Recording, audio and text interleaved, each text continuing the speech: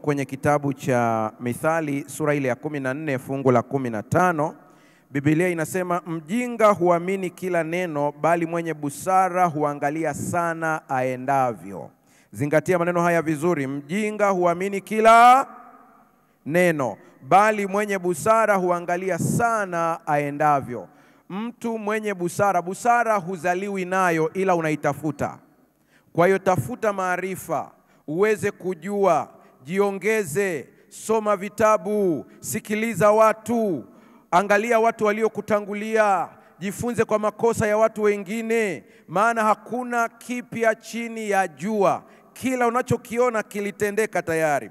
Kwenye kitabu ambacho nilishauri juzi ya kwamba angalau kila mtu aweze ukisoma, ambacho kinaitwa Money Psychology au The Psychology of Money, Bwana Morgan Housel anasema maneno haya: ufanisi wa kifedha si sayansi ngumu, ni ustadi laini ambapo jinsi unavyotenda ni muhimu kuliko unachokijua. Natulia kidogo ili uweze kuingia kwenye ubongo wetu. Narudia tena. Ufanisi wa kifedha si sayansi ngumu, ni ustadi laini ambapo jinsi unavyotenda ni muhimu kuliko unachokijua. Yaani kujua na kutenda ni vitu viwili tofauti. Hujawahi kukutana na watu ambao anaweza kushauri wenzake kuhusu uchumi kweli kweli, ila yeye hatoboi? Mshike mkono jirani yako, mwambie umesikia. Kwa tatizo sio kwamba hajui, tatizo ni kwamba hatendi.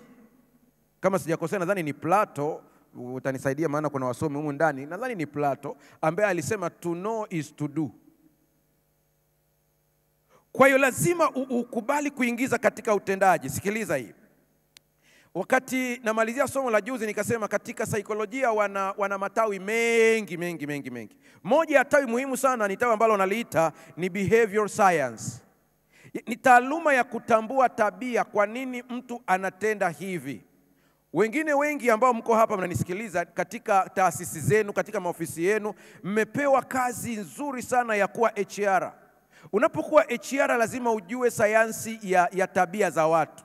Utajua ni kwa nini huyu anatenda hivi. Hata ukiletewa migogoro fulani na fulani wamegombana, yaani unatakiwa tu ukae utazame. Ukishajua zile huluka zao, inakusaidia kujua kwa nini waligombana. Kuna mtu ambaye unajua huyu siwezi kumuweka na watu watatu, watagombana tu, lazima atawagombanisha, ndivyo walivyo. Hii inakusaidia kujua asili ya tabia ya binadamu, na inakusaidia kujua kwa nini tunafanya maamuzi tunayoyafanya. Hii ni muhimu sana.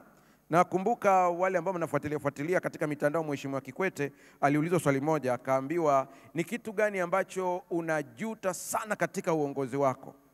Akasema hivi, ninachojuta ni kwamba nilimchukulia hatua mtu kwa maneno ya kuambiwa. Sasa baadaye nikaja kushtuka nimeshamtoa kwenye madaraka, na kuja kushtuka alikuwa ni innocent. Sasa katika taasisi, katika fedha, ukijua tabia za binadamu jinsi walivyo, inakusaidia kuchukua tahadhari. Natoa mfano. Ukienda kwenye taasisi mpya yeyote, wewe kama kiongozi umepelekwa pale, umehamishwa na shirika lako, jua, piga ua, kuna watu lazima watatangulia kukuletea maneno mapema, hawajatumwa na mtu, ndio tabia yao ilivyo.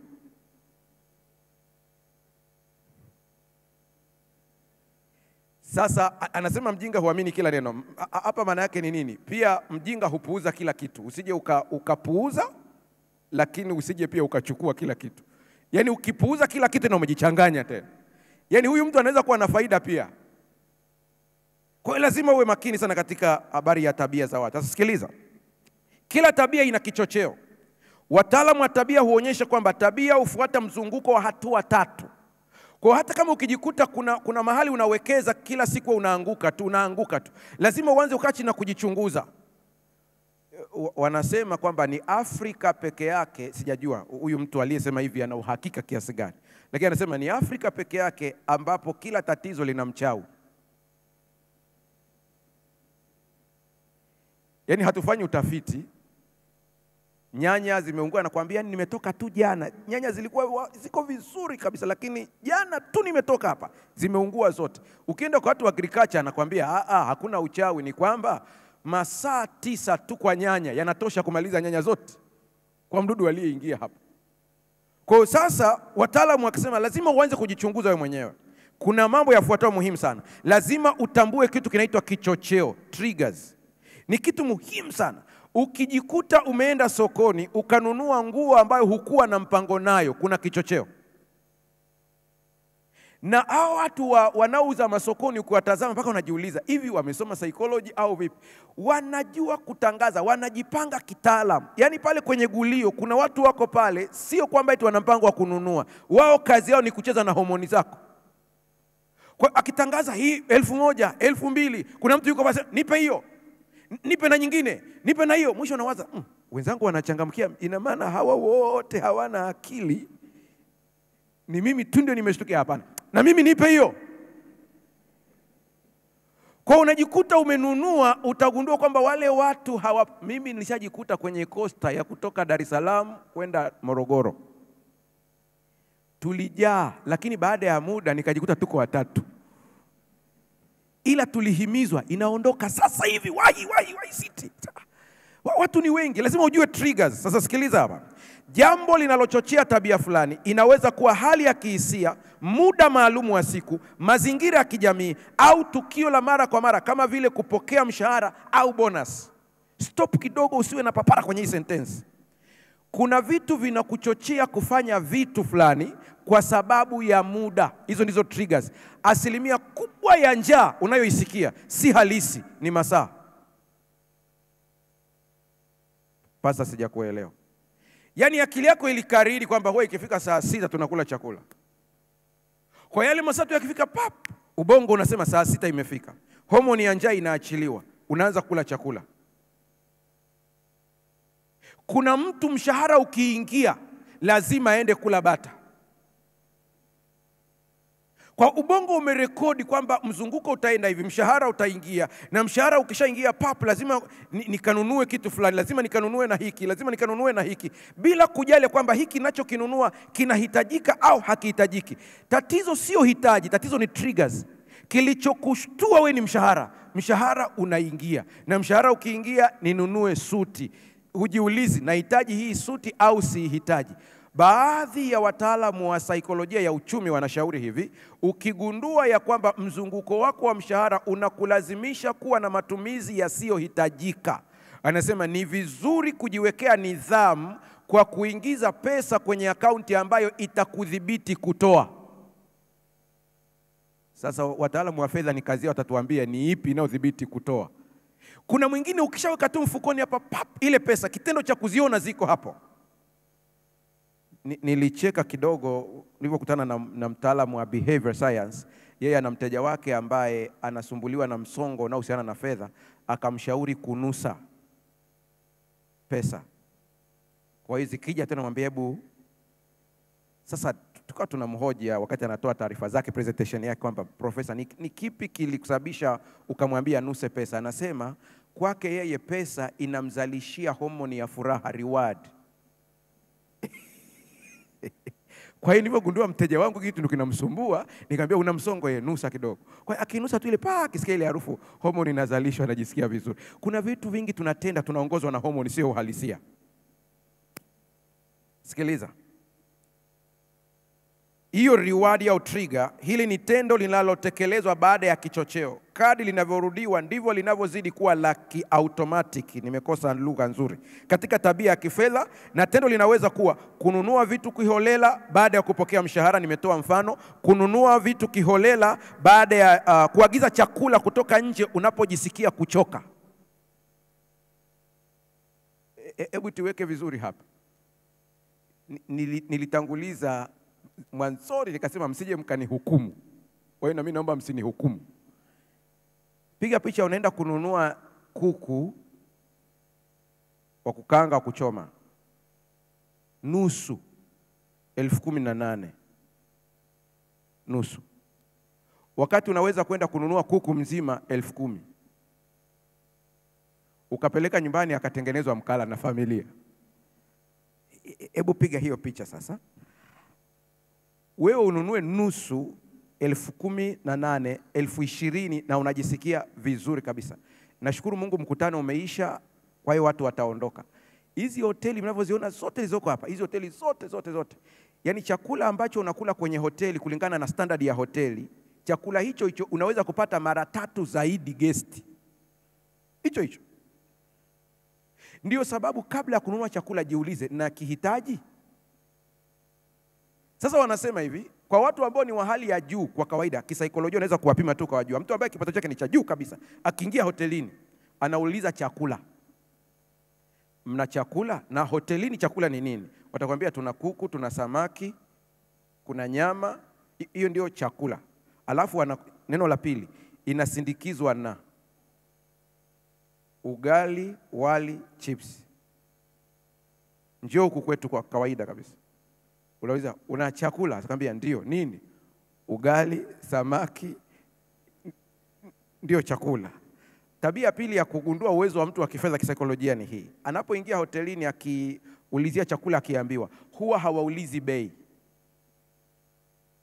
Anasema leta. Ukisikia tu mtu anauliza ni shilingi ngapi? Elewa. Huwa mnaelewa wengi mlioko hapa, huwa unaulizaga kule kwenye zile hoteli, baadaye ukiletewa bili. Yaani umeshakula umeshiba ndipo hii ni kiasi kadhaa, hii ni kiasi kadhaa. Lakini wengine huwa hapana. Tabia ya kifedha huwa inajengwa na familia ulikotoka. Hii uzingatie vizuri. Kama unatokea familia ambayo haijui au haina tabia ya kuweka akiba, likely kwenye maisha yako ya ukubwani kwenye familia yako na hutaweka akiba. Kwa inakubidi uingie kwenye nidhamu ya kuweka akiba, kwa sababu kwenu hicho kitu hakipo. Mnakula kila kitu. Mimi nimechapwa sana kwa kubakisha chakula. Sana, nimekula viboko vya kutosha. Umebakisha chakula, mzee anakuambia kwa nini hukuchukua saizi? Nimefinywa na bibi kwa kutumia ile shilingi 5 yenye nani hawaijui wao wa kizazi cha kina Manoti hawaijui. Kuna shilingi 5 ambayo ilikuwa ina mkungu wa ndizi. Kosa bibi aligundua ya kwamba nimekula kuna aina fulani ya kama ni jamii ya viazi ambao siipendi. Kwa hiyo nimesubiria ile nikajaza mauchafu pale juu, akaona kama nimemaliza, nikaenda nje kumbe yuko dirishani anachungulia. Ile nimetupa tu akaniambia njoo. Huwa unachukua saizi yako. Hasa unasema mchungaji unamaanisha nini hapa? Nyie ambao bado mpo kwenye malezi ya watoto, unalea watoto, ili rika la kwangu ambalo bado tunakimbizana na hawa watoto hawa. Kumjengea mtoto nidhamu ya fedha unatakiwa uanze leo. Akiwa mkubwa ni ngumu kumrudisha kwenye line. Kwa mapema. Tuna shule yetu moja ambayo inaitwa Great Lakes Adventist Academy ya kanisa la Sabato, iko Michigan. Mtoto akisoma pale, ni sheria ya shule, lazima afanye kazi, achangie ada ya mtoto. Ya nini? Ya baba yake. Kwa hiyo mtoto wako akisoma hapo, huwezi kulipa ada tu, anakuambia na yeye anafanya nini ili kuchangia hii ada. Ukauliza kwa nini, unakuambia lazima awe na nidhamu, maana akijua ugumu wa kutafuta hela hata leta mchezo. Njoo hawa kwetu wa kawaida. Kuna saa unadhani kwamba kwa kumpa kila anachokitaka umemsaidia, kumbe ndipo unafanya nini? Unamharibu. Sikia vizuri, Mungu atusaidie katika hili. Mlee mtoto katika njia, naye hata iacha hata atakapokuwa mzee. Ndipo utajua kwamba hao wana saikolojia wote wanaosema tumesoma psychology, wana PhD, wana masters, Biblia imejaa psychology kuliko wao. Biblia iweka mapema kabisa mtengeneze mtoto vizuri. Kile kitabu ambacho nilikitaja pia nikasema mkinunue, kimeandikwa na Rabbi Daniel cha Thou Shall Prosper. Rabbi Daniel anasema mle ndani kwenye kitabu chake ya kwamba watoto wa Kiyahudi katika makuzi yao, katika ukuaji wao, anasema nyumbani kwao wanafundishwa ya kwamba wao wameumbwa kumiliki.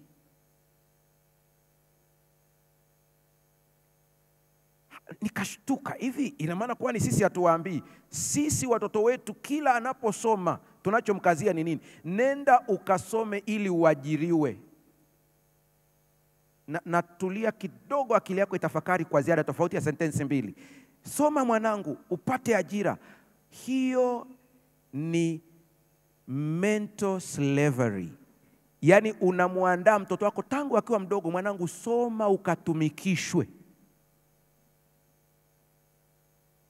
Hiyo tangu akiwa mdogo, nenda soma ili ukatumikishwe. Soma ukatumikishwe, soma ukatumikishwe. Yaani hicho anakuwa nacho, huku wanafundishwa tofauti, wanaambiwa wewe umeumbwa kutawala. Ninatamani wazazi wote mnaonisikiliza, maneno haya yanaweza yakachukua dakika chache kwa mtoto wako, lakini yataleta matokeo makubwa ukubwani. Ukiwa na mtoto wako, mwambie Mungu amekuumba wewe ukatawale. Tena muonyeshe na mafungu, wakatawale. Sema wewe umeumbwa kutawala ardhi, umeumbwa kutawala wanyama, umeumbwa kutawala kila kitu. Na ikitokea mtoto wako ana grade ya chini, acheni tabia ya kuwapima watoto kwa grade za darasani. Maisha ya darasani na maisha ya duniani ni maisha mawili tofauti. Nipungie mkono kama unaanza kunielewa. Kwanza, kwa taarifa yako, waliokuwa wanatesa sana darasani, wenye A wenye B, ni wagumu kuanzisha makampuni, hasa wenye A. Hawaanzishagi makampuni. Kutana na mijamaa ambao walikuwa wanapata D, yaani imepigwa na riski za mtihani mpaka haiogopi maisha. Ukisema kwamba ulikosoe sana, haliogopi kukosolewa kwa sababu lilishakosolewa sana nyumbani na shuleni. Haleluya. Kwa lenyewe kuanzisha kampuni kufeli linaona ni kawaida. Asa linajikuta limeanzisha kampuni kwa kuriski, limetoboa. Lina makampuni mawili ila halijasoma account. Mwisho linagundua kuna mwenzake alikuwa ananyanyasa darasani sana. Anauliza hii fulani yuko wapi? Anaambiwa ana degree ya accounts. Anampigia simu, bwana na kampuni yangu hapa mimi sijui mahesabu.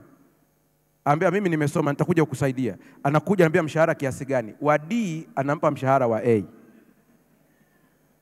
Hii dunia kama haina haki hivi.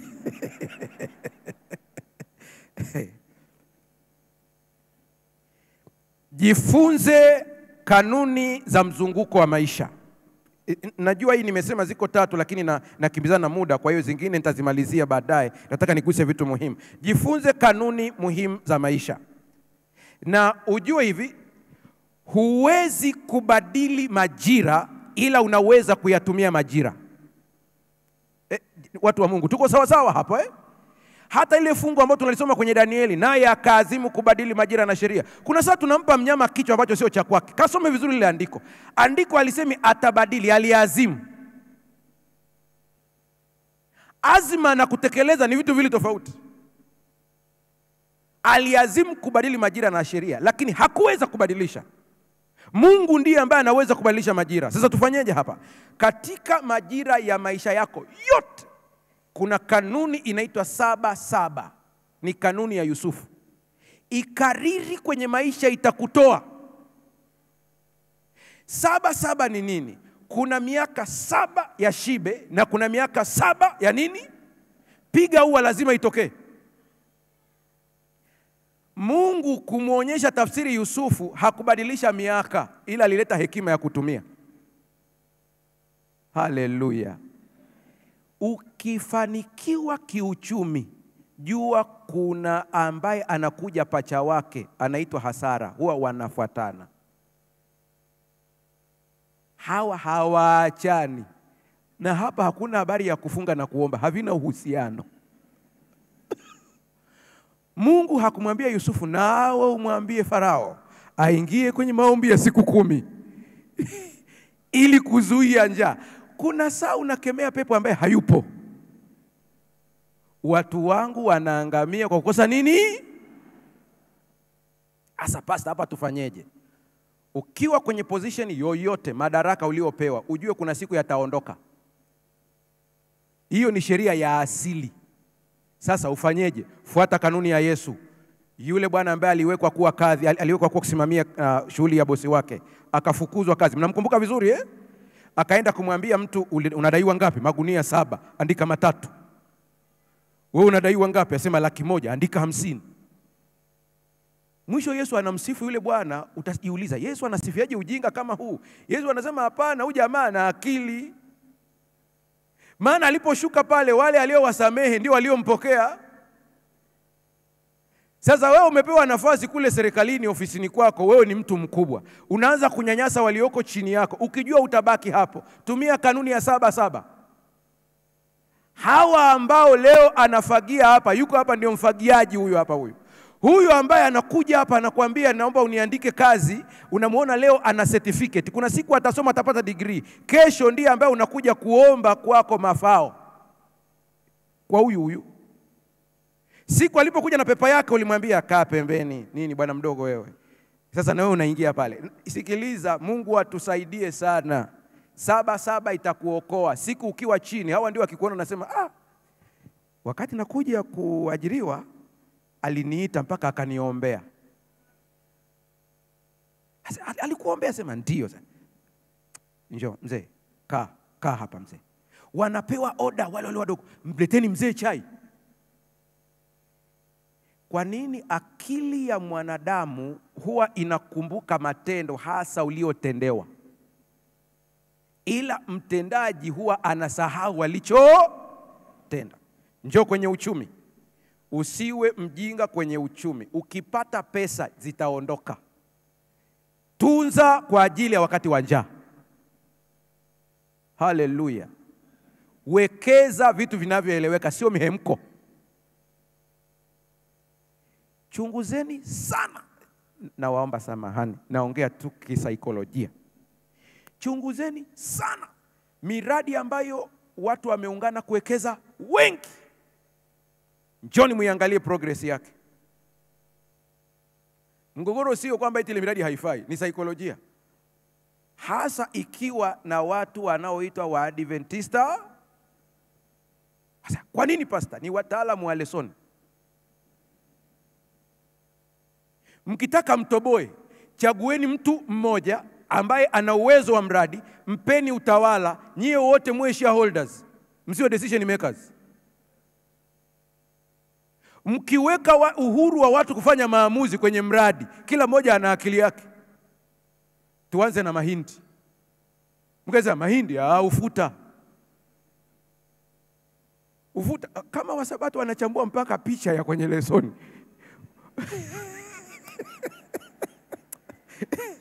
Picha. Watu wanavutana kwenye picha hapo. Asema ubao wa malaika uligeukia hivi.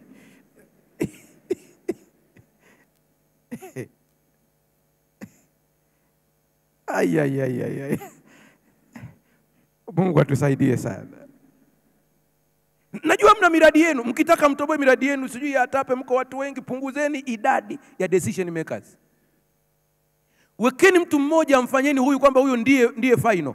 Wewe fanya maamuzi, utakuja kutuambia mtatoboa, au watu wawili au watatu mtatoboa.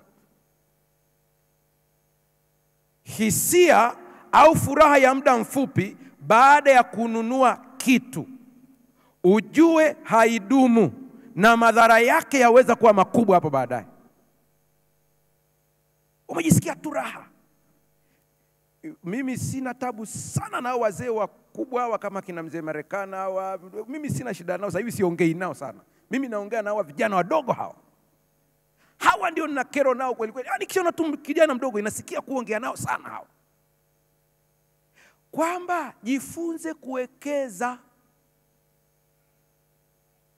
Nilikuwa naangalia hapa, wanasema kama ukijipa nidhamu ya kuweka 10% ya mshahara wako, nidhamu tu. Nimesema nidhamu. Unajua nidhamu sio tamu Nidhamu sio tamu. Usije ukasubiria kwamba nidhamu kwamba utaenjoy. Nidhamu huwezi kuenjoy. Nidhamu ni kujipa nidhamu yenye maumivu kabisa. Kuna kitu nataka unasema hapana. Kila wakati nitaweka 10% ya mshahara wangu kwenye sehemu ambayo sigusi kabisa. Njoo uiangalie baada ya miaka 10. Nikiongea hapa miaka 10, mnasema miaka 10 ni mingi. Miaka 10 sio mingi. Angalia mwenzako aliyeamua kusoma mkiwa naye tu. Dakika za kuhesabu ana degree. Bwana, juzi tu. Wewe uliona miaka 3 degree. Mwenzako aliamua kuanza kidogo, utasema mimi nitaanza tu open university. Kidogo tu. anaanza kidogo kidogo. Unashangaa muda umeenda, huyo degree yake pap. Ni sawa na uwekezaji. Mabankers mlioko hapa, mimi nayeongea hapa mbele ni mtu wa theolojia na saikolojia. Msinihukumu kwa mambo ya banking, lakini mnisikilize katika hili, mtaliongeza kitaalamu kuliko mimi. Kuweka milioni 10 kwenye benki ikakaa miaka 5 ni ujinga. Sijasema ni upumbavu. Ni ujinga. Ni ujinga kwa sababu ile pesa kule ulikoiweka, hata kama kuna karate wanakupa, kale karate ukipima na kile ambacho kinaingizwa na wao ni kikubwa kweli kweli. Sasa sikia, ni kawaida kwenye Biblia kabisa. Hii haina economics, ni kitu cha kawaida kabisa. Sikiliza hapa, haitaki PhD, akili ya kawaida ya kula ugali na sukuma wiki unaweza ukaelewa. Ni ardhi tu ambayo ukiwekeza haipungui thamani, inaongezeka. Na hii ni kwa sababu ya amri ya Mungu mwenyewe. Ulioinunua milioni 10 leo ardhi, njoo uiangalie miaka 10 baadaye imetengeneza mamia ya milioni. Ila tu usinunue ardhi kwa mihemko. Kuna makampuni najua kushawishi, baadaye umeshanunua unagundua ni eneo la barabara. Sasa hapa tunafanyaje? Hapa ndipo ATAPE unaona utamu wake sasa. Ndani ya ATAPE ilitakiwa tuwatambue wataalamu wa ardhi tulioko nao hapa nchi nzima, ambao tuko nao hapa.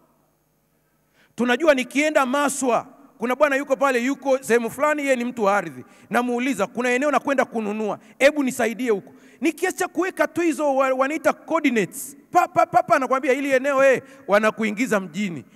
Kulikoni hapa uwanja wa mpira. Hapa ndipo penyewe hapa. Mazoea ya uwekezaji ni tabia ambayo unaweza ukaijenga kwa mtoto wako tangu akiwa mdogo. Zitambue tabia zinazoleta hasara. Zitambue tabia zinazoleta nini? Hasara. Ukizitambua hizi, anza kuzitawala moja baada ya nyingine. Sikia.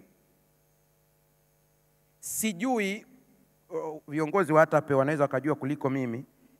Sijui kama tulikuwa na mtu ambaye alikuwa na wasilisho la kuhusu bima ya afya hapa. Hatukuwa naye. Alikuwepo? Alikuwepo? Hakuwepo. Kama kuna kitu muhimu ambacho litakiwa kiwasilishwe hapa, ni ukweli kuhusu bima ya afya. Utakuja kunielewa, siku umeugua unatakiwa utoe milioni 3, ili hali ungelipa kifurushi cha 900,000 ungeokoa ile milioni 3. Kitu ambacho kinawaponza watu wengi sana waogope bima ya afya ni nini, au za magari, ni hiki. Ni kama vile bima zina macho. Unaweza ukalipa usiugue. Lakini siku tu unaacha kulipa unaugua. Na za magari ni hivyo hivyo. Utalipa comprehensive, utalipa, hupati ajali. Jitoe ufahamu. Useme sasa third party, boda kama ametumwa. Kwa lugha nyingine, kwenye hoja ya bima, usiangalie faida ya sasa, angalia ya. Tungeliweza, mkutano unaisha lakini ujao unaweza kufanya hivi. Tungeliweza, tungewaita watu wa bima kabisa waje hapa. Wanapokuja hapa, wakati huu wanatoa presentation yao, wakimaliza wanakaa hapo wanafundisha tu kujisajili. Kuna bima ndogo kabisa, lakini utaokoa pesa nyingi hapo baadaye. Jifunze tabia zinazoleta hasara. Mojawapo ni kuto kukata bima. Hiyo ni mojawapo kabisa ya tabia ambazo zinaleta hasara. Usitafute kuridhika kwa haraka. Hapana. Kwa mfano, nione hivi hivi, uniache hivi hivi. Nikiona kitu ambacho nakipenda sana, hata ni kwenye internet hivi, nimeona kuna gadget, simu ambayo naipenda, huwa sinunui saa ile ile. Maana saa ile najua kabisa automatic inaongozwa na mhemko. Yaani kujua psychology haina maana ya kwamba huna mihemko, unayo kabisa. Kuna mimi kuna sana nasema huu mhemko hii. Ngoja nisubirie siku ngapi? 3. Nasikilizia bado ile hisia ipo. Naendelea kusubiria mpaka niwe nomo kabisa kabisa kabisa. Mnajua hata kwenye kwenye promotion kuna saa mtu anatoa kitu baadaye akikana hivi ile sadaka.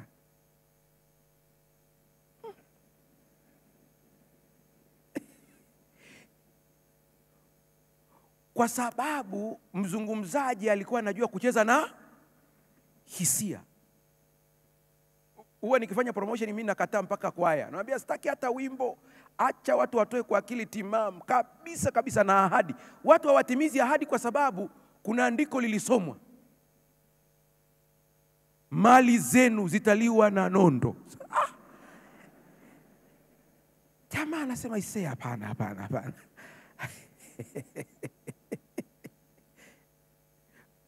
Kwa hiyo anza kujichunguza. Ni vitu gani ambavyo vinakushtua? Kwenye kitabu cha Emotional Intelligence, nikapana namna hii, ukikanunua usije ukaona ukubwa ukaogopa ukasoma. Kasome taratibu, ukifika mahali weka alama, utulie tu hapo. Kasome mpaka ukamalize. Emotional Intelligence.